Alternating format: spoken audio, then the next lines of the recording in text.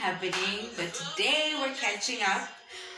I'll be making jam for the first time. I've never made jam, marmalade for my sister. She gave me like a whole bunch of oranges. So this is from my sister to me. And we're gonna make her some marmalade. I hope it tastes nice. So yeah, let's get into it. And we're gonna have like a very interesting discussion while I make it. So yeah, let's get it. Okay, so we were told to cut up 2 oranges.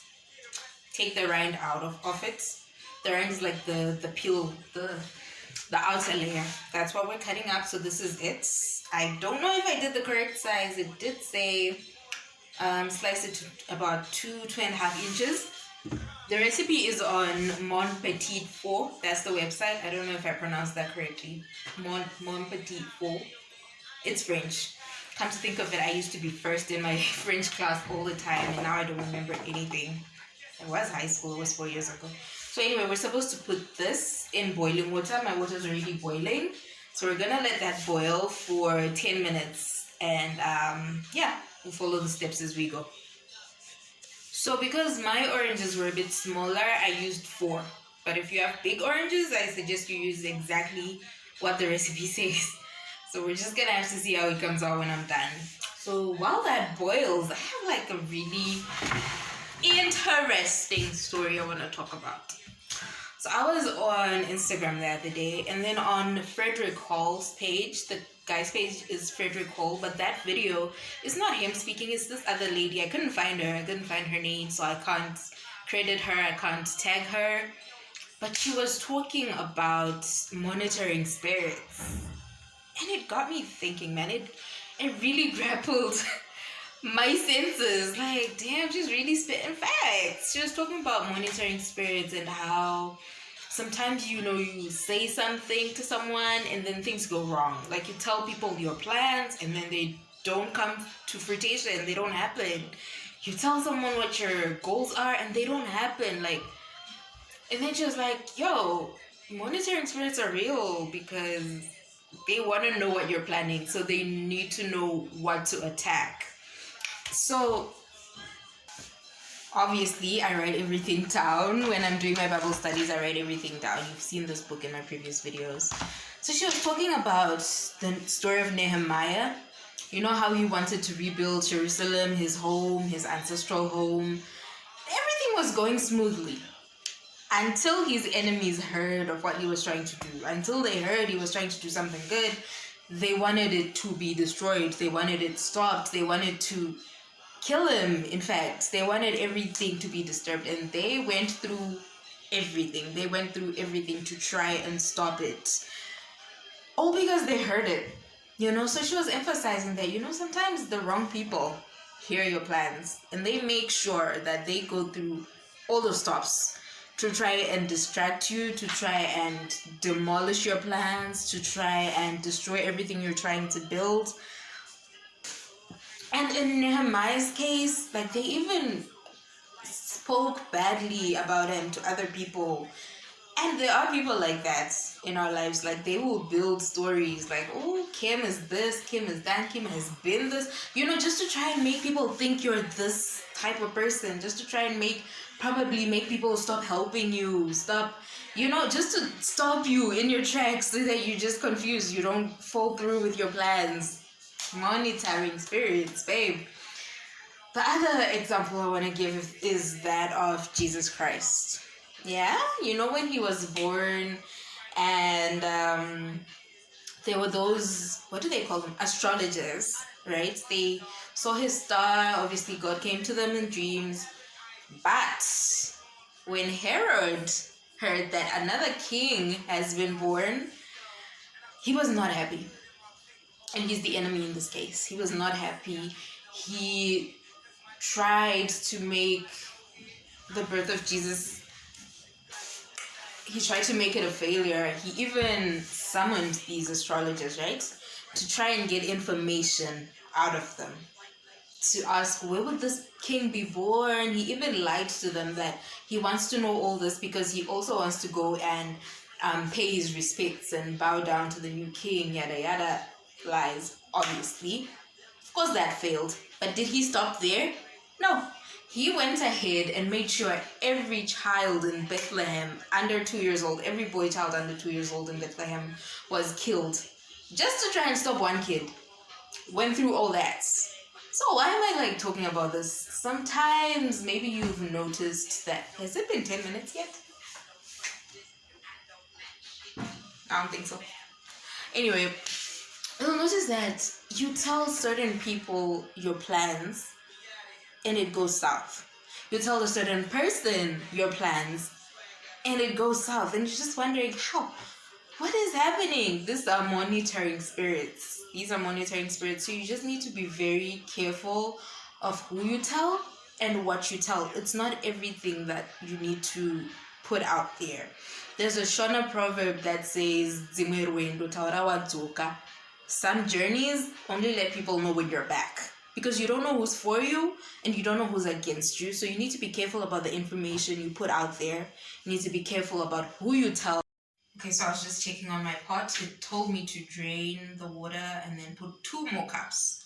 While it boils again, I was saying there are people in your life, right, that are so inquisitive. They ask too much. Like, what are you up to these days? What are your goals? What are your plans? What are you doing? Where are you working? Too inquisitive. Be careful of those people. Now, I'm not saying that everyone is an enemy. I'm not saying that everybody who comes to you with all these questions about your life, about what you're doing, about what you're planning is an enemy. Some just want to know, so they need to know how to help you. But some are enemies. Also, some are being sent by these spirits to figure out what's going on in your life. You know why? Because they can't know unless you say it. Monitoring spirits can't know what's going on in your life unless you say it. And they study how you move, obviously. Like, you act a certain way, you say certain things. They can't know what's in here. How do I know this? Because it's in the Bible. Only God knows what's in your heart and He knows what's in your mind. But these other people, these enemies, these spirits, they know through what you say, through how you do your things, through what you plan, like your words and your actions. Those are the giveaways. That's how people know how to attack you. And it's even there in the Bible. Let me read First Kings chapter 8, verse 39. Okay. So this one says, I don't know if we have the same version of the Bible, but the words are the same. Then may you hear from heavens, your dwelling place, and may you forgive and take action and reward each one according to all his ways. This is the part that I want. For you know his heart.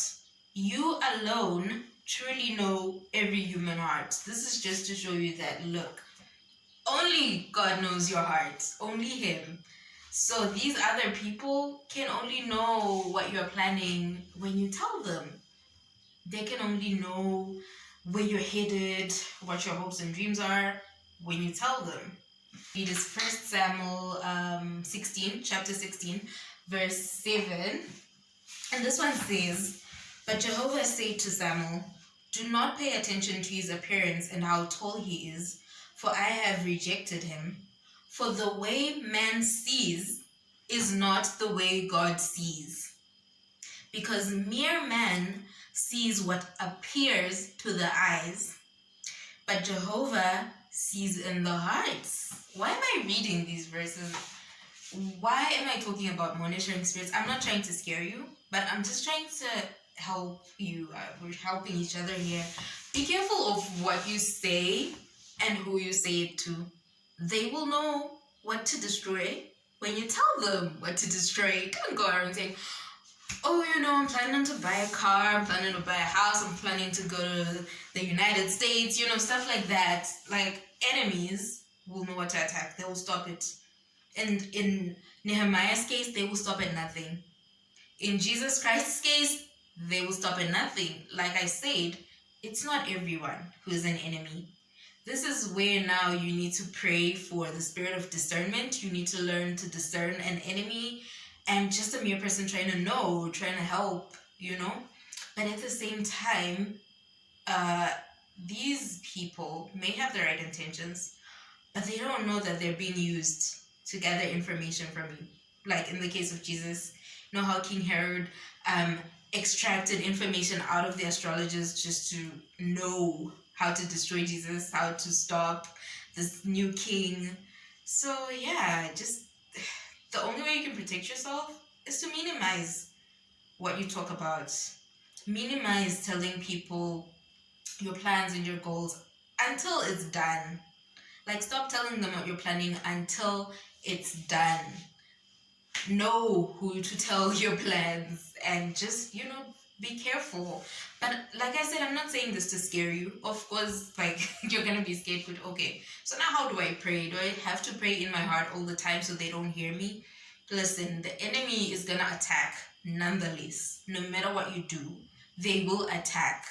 What they can't do now is maybe fall through with their attacks. They're gonna attack you. But you just have to be hopeful and prayerful that their attacks don't succeed.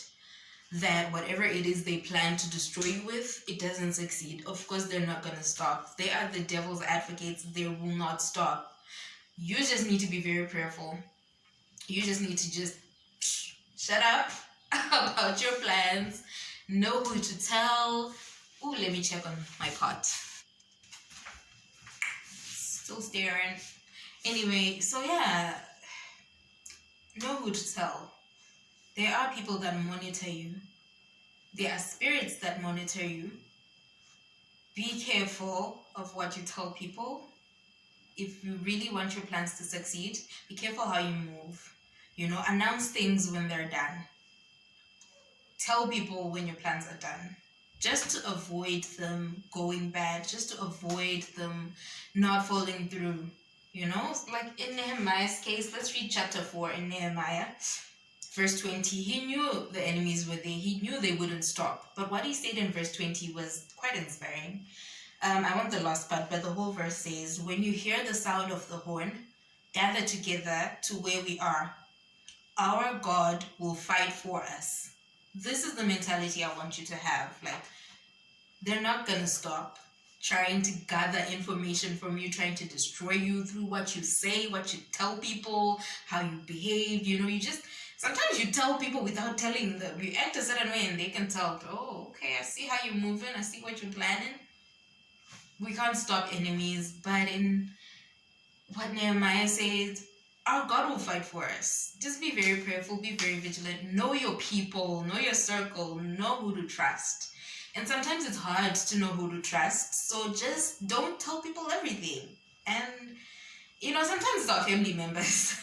Sometimes it's our very close friends. And we can't not tell them things. But then you just have to pray that, God, my plans are in your hands. Even if they know, even if they may try to destroy it, my plans are in your hands. So while I finish my jam, which I will show you, of course, later, I want to read one last verse, and that's Psalms 39. Where is Psalms? Chapter 39, verse 1. Pay attention to this one. I said, it reads, I will guard your step,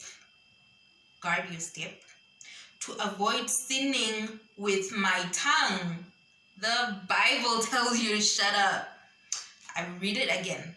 I said, I will guard my step to avoid sinning with my tongue.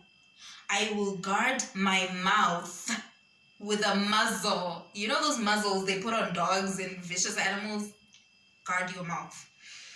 I will guard my mouth with a muzzle as long as anyone wicked is in my presence. Take note of this verse. Remind yourself all the time to shut up. That's the best way I can put it. Shut up about your plans. Shut up about your dreams, about your goals. Just tell people when it's done. And like I said, if you can't, if it's those close people that ask you, that are very inquisitive, of course we can't hide certain things from them. But then just pray that they don't succeed in destroying you. They don't succeed in destroying your plans and your goals. And you should also pray that you are not being used as an agent to gather information about someone's life so that it may be used against them. Pray that you're not involved in dark spirits, without knowing, of course. So whenever you feel like you want to ask someone too much about their personal lives, about their plans, maybe don't, only stop asking them too much, because you never know what's forcing you to ask them too much. So you should also pray for yourself that you don't ask too much about a person's plans unless they tell you themselves, and then like just pray that you are not being used to destroy that person's destiny, their purpose, their lives, their goals, just by making them speak, just by making them talk about it, So yeah, that's pretty much it. Let me finish up my jam and then I'll show you what it looks like afterwards. This is the third set of 2 cups of water that I've just added. Man, this has been like the hardest recipe I've had to follow. It's not hard, it's just frustrating. I like straightforward things. And then after that, I think I'm gonna have to cut up these oranges, right? Remove the white parts, these ones, and then add to that mixture. But I have to drain this water, I have to drain it, and then add those rinds and sugar and more water. I think that's the final step, which I will show you, of course. This has not been easy. This is the final. I've let it cool down. I'm sure it'll thicken as it cools down. So, pretty sure I did a good job. Yay! So, this is the final product. I've already put it in an empty jar that I already had. It's still a bit runny, but I'm hoping by tomorrow it'll be cool, it'll be thick the way marmalade is supposed to be. So I'm gonna put this in the freezer and then check to see what it looks like tomorrow. But yeah, this is the end of the video. Thank you for vibing with me. Thank you for listening. Thank you for watching. Don't forget to like and subscribe and share. Till next time.